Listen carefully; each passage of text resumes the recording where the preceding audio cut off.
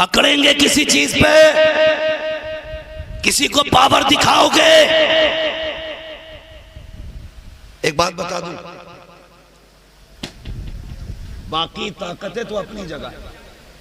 अगर अल्लाह बंदे को मजबूर करना चाहे ना, 1 सेकंड में सारी कायनात को सजदे में गिरा दे। अगर वो मजबूर करना चाहे, जरा सी गैस दिमाग को चढ़ जाए ना, मरने तैयार है। बचा लो, फटा जा रहा दिमाग, गैस चढ़ जाए तो होश उड़ जाते। अगर पेशाब बंद कर दे तो है कोई रास्ता? पेशाब बंद कर दे तो बंदा मौत मांगता है। ये उसकी पावर है। तू अकड़ किस चीज पे रहा है? कभी अकड़ा ना करो। आज हालात देखो, सरकार गौसे पाक के सामने वो है जिसने गालियां दी थी गौसे पाक को। आज मजाल है, अगर बाप बेटे को थप्पड़ मार दे, बेटा कहता नहीं अब्बा से सलाम नहीं करूंगा, चौराहे पे खड़ा था, मेरे बाप ने थप्पड़ मार दिया था, बड़े भाई से बात नहीं करूंगा, 4 लोगों के सामने बड़े भाई ने जलील कर दिया था, और तुझे शर्म नहीं आती? बाप के थप्पड़ से तुझे लगता है तेरी इज्जत जा रही है? खुदा की कसम, जो बाप के थप्पड़ बर्दाश्त करते हैं, अल्लाह उन्हें इज्जतों की महराज अता फरमा दिया करता। हालात देखो अपने। शादी होती है तो सबकी दावत करिएगा, प्रधान की, मुखिया की, जमादार की, ठेकेदार की, अल्लन की, लल्लन की, बब्बन की, गुड्डन की, मुच्छन की, सारे आ गए। हाँ, सबकी दावत, लेकिन सगे भाई की दावत करने नहीं जाते। कहता बनती नहीं उससे मेरी। भूल गया? दिल पे हाथ रख के बता, जब तू भी छोटा था और तेरा ये भाई भी छोटा था ना, जिसे आज तू दस्तरखान पे बुलाना नहीं चाहता, अगर कल इसके कोई तमाचा मार देता था तो तेरा खून उबाल मारता था। जब तेरी उम्र 10 साल थी तो अपने 8 साल के भाई के लिए बड़े बड़े से लड़ जाता था, तू अपने वजूद से ज्यादा से लड़ता था। कहता था हिम्मत कैसे हुई मेरे भाई पे हाथ उठाने की? कल तेरे और इसके बीच ये रिश्ते थे, आज किसकी नजर लग गई कि जब तुम जवान हो गए तो घरों में दीवारें खिंच गई, भाई भाई का दुश्मन बन बैठा। भूल गया? ये तेरे बगैर खाता नहीं था।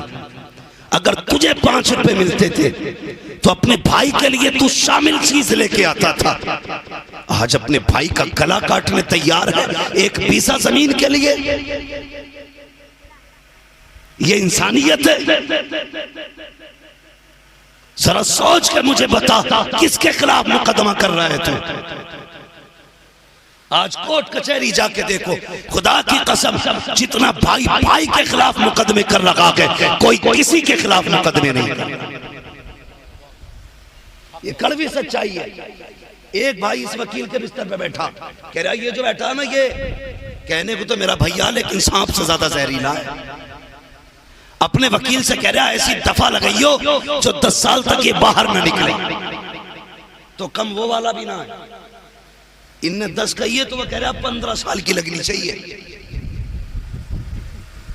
इसे पता चले मुझसे टकराने का मतलब क्या है। और नादान, तुझे क्या पता है, बीसे बीसे की जमीन की खातिर तुम अपने के खिलाफ मुकदमे कर रहे हो, गिरबान पकड़ के कचहरियों में लेके आ रहे हो। किसे लाया है जेल में? ये तेरा अपना है, ये तेरा अपना खून है, ये तेरा भाई है, ये वो है जो तेरे साथ माँ के दुपट्टे के साए तले लेटा करता था, ये वो है जो तेरे साथ उंगली पकड़ के बाप के साथ टहला करता था। किस पे मुकदमे कराने आए हो? शायद तुम्हें याद नहीं है, जिन बच्चों के बाप जेल चले जाते हैं, वो बच्चे जीते जी बाप के यतीमों की जिंदगी गुजारा करते हैं। अगर तूने पैसे के बल पे, ताकत के बल पे, अपने ताल्लुकात के बल पे गरीब भाई को जेल के अंदर पहुंचा भी दिया तो याद रखना, तुझे क्या लगता है तेरी वाह हो जाएगी, लेकिन इसके बच्चे अगर यतीमों की जिंदगी गुजारेंगे, तू ये मत समझना किसी को खबर नहीं हुई है। खुदा की कसम, जब कोई बेवफा, जब कोई मजलूम रोता है या बच्चा रोता है तो किसी को खबर हो ना हो, मुस्तफा को खबर हो जाया करती है। आवाज आती है, खंजर चले किसी पे, तड़पते हैं हम अमीर, सारे जहां का दर्द हमारे जिगर। इसलिए भाई भाई के खिलाफ मुकदमा मत करना। माफ करो अगर गौसे पाक वाले हो, अगर 11वीं वाले हो तो माफ करो। अगर माफ नहीं कर सकते तो तुम्हें 11वीं वाला कहलाने का हक नहीं। मैं साफ कहता हूं, चोरी करो और बगदाद वाले के नौकर, जमीनें काटो बगदाद वाले के नौकर, खड़ी खेतियों में आग लगा दो बगदाद वाले के नौकर। शर्म आनी चाहिए। बगदाद वाला वो नहीं है जो चोरियां करता है, बगदाद वाला वो है जो अपने घर से उठा करके भूखों के पेट भरा दिया। ये है 11वीं का मतलब। 11वीं इसे कहते हैं कि अपने बाप को माफ करो, अपने भाई को माफ करो, अपने खानदान को माफ करो। सगी बहन से बंदा नाराज होकर बैठ जाता है। मैं बस कुछ मिनट बाकी है आपके पास भी थोड़ा, मेरी बात समझ में आ रही है ना आपके? ऐसा तो नहीं साउंड की गड़गड़ाहट में बात समझ में नहीं आ रही, मैं बिला वजह पसीने में हूं। जरा सी बात पे अपनों से रूठ के बैठ जाते हैं। अभी कुछ दिन पहले एक औरत का फोन आया, कहने लगी हजरत एक बात बताइए। मैंने कहा क्या मैं भाई के बगैर अपने बेटे की बारात ले जा सकती हूँ? मैंने कहा पूछने की जरूरत क्या आई? कहने लगी मैं अपने भाई को दावत देने गई थी, उसने आने से इनकार कर दिया। मेरा बाप भी नहीं है, माँ भी नहीं है, बड़े भाई को बुलाने गई थी, ये सोच रही थी वो आ जाता ना तो बाप की कमी पूरी हो जाती। ये बहनें होती हैं, बाप की कमी पूरी हो जाती, लेकिन उसने मुझे धक्के दे के निकाल दिया और उसने कहा जा आज से तेरा मेरा कोई रिश्ता नहीं। यार हमें क्या हो गया? मैंने कहा वजह क्या थी? कहा वजह सिर्फ इतनी थी कि जिस दिन बेटे के रिश्ते वाले आए थे मैंने अपने भाई को दावत दे के बुलाया नहीं था। इतनी सी बात पे भाई नाराज हो गया। तुम्हारे आगे हाथ जोड़े, ये देखो मेरे खुदा के वास्ते कभी बहनों के दिल ना तोड़ना,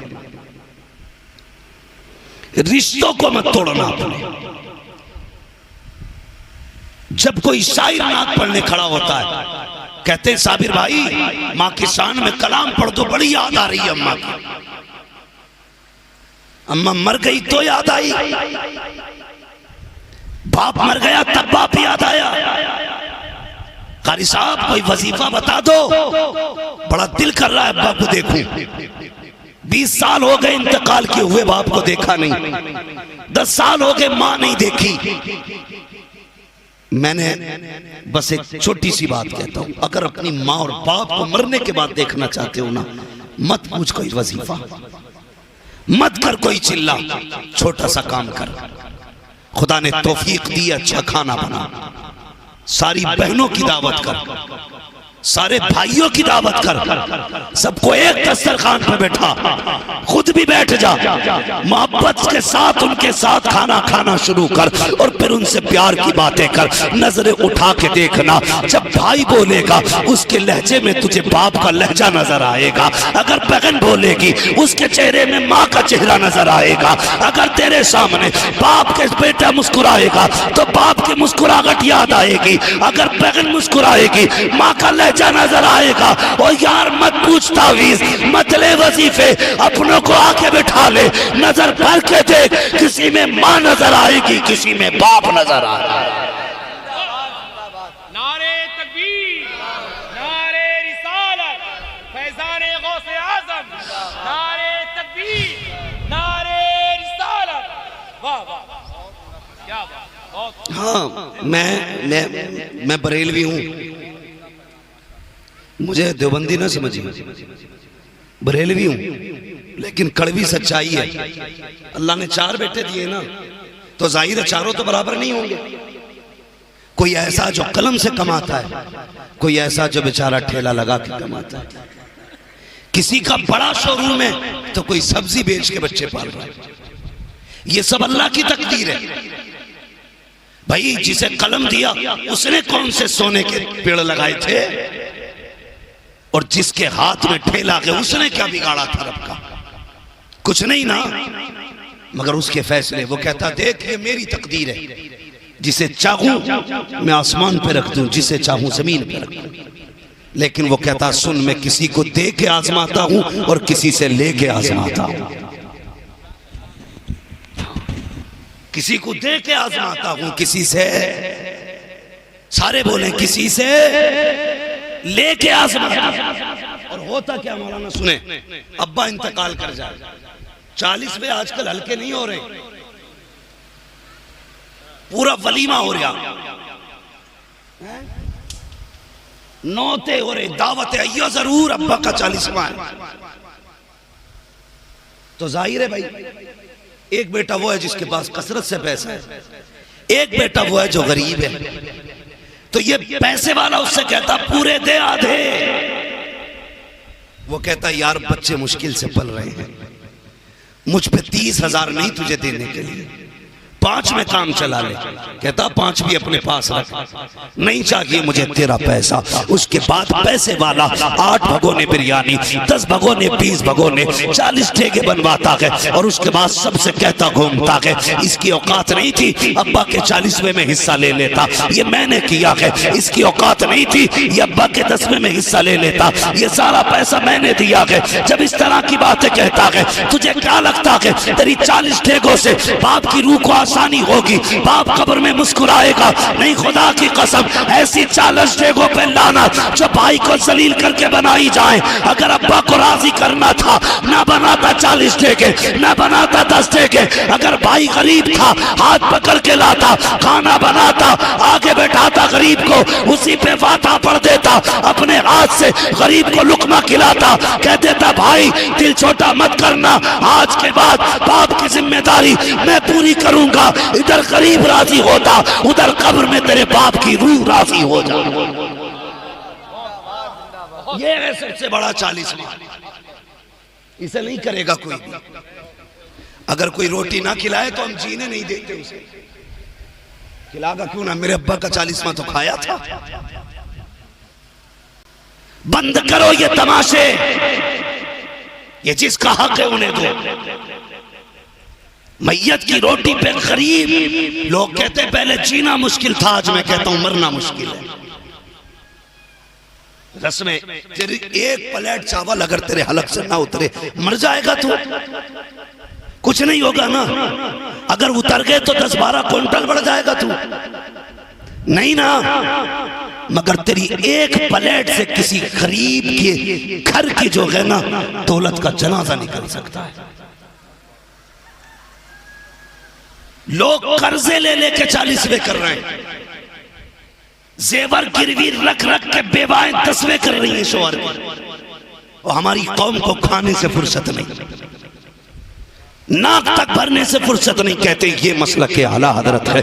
नहीं प्यारे, ये मसला के आला हजरत नहीं है। अगर तुझे पता था कोई गरीब अपने पीछे यतीम छोड़ के गया है, उसके यहाँ कफन के भी पैसे नहीं होंगे, शायद उसके यहाँ पर तख्ते और लकड़ी के पैसे ना हो, तो अपनी जेब में 500 रुपए डाल, जा मरने वाले के घर, पता कर इसका बेटा कहाँ है, देख कहीं यतीम दीवार से लग के रो रहा होगा, कहीं पे कोई यतीम बेटी जमीन पे बेहोश पड़ी होगी, उस यतीम की जेब में अपनी जेब से 500 रुपए निकाल के डाल दे। खुदा की कसम इधर यतीम का भला होगा, मरने के बाद खुदा तेरा भला कर डाला। ये मसला क्या हालात है। शायद कुछ लोगों को बुरी लग रही होगी, मौलवी ने दावत मना।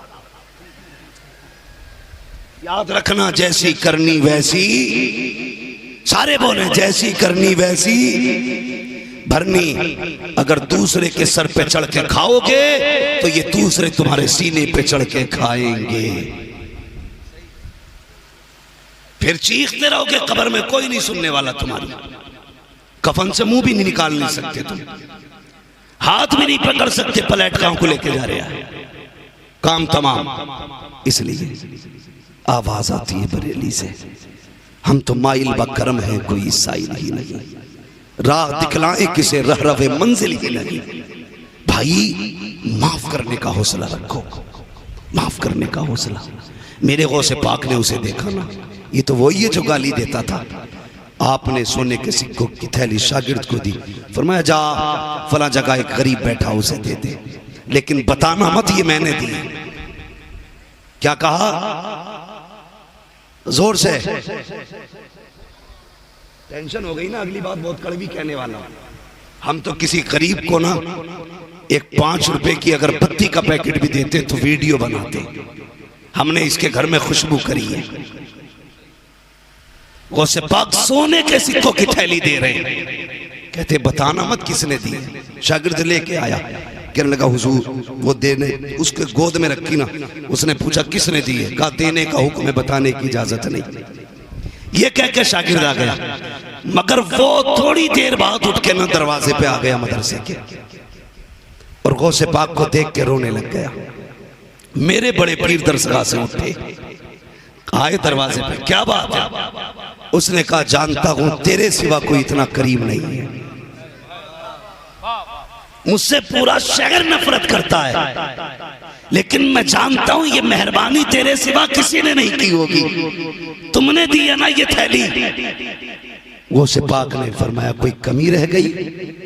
बरेली से आवाज आती आता है फकीरों पे उन्हें प्यार कुछ ऐसा, खुद भीख दे और खुद कहे मंगते का भला, और कुछ चाहिए? चीख निकल गई। कहने लगा पहचान ना सका। मैंने जिंदगी भर आपको गालियां दी, जब जमाने ने साथ छोड़ा तो तूने हाथ थाम लिया।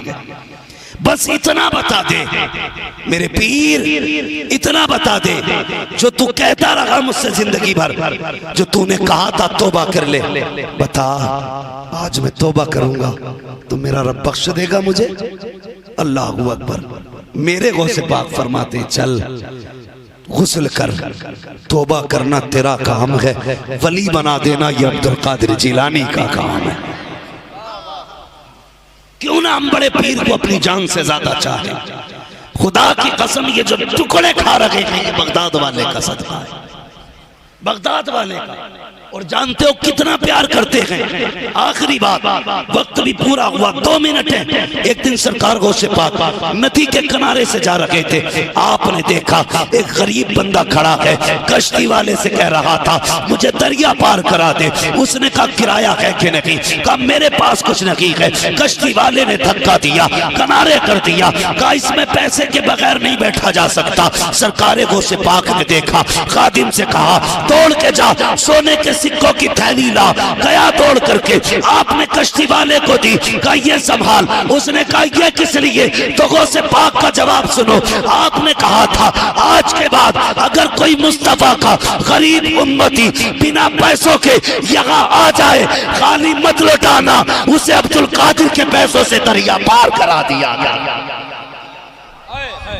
ये है बगदाद वाला, ये है सरकार बड़े पीर।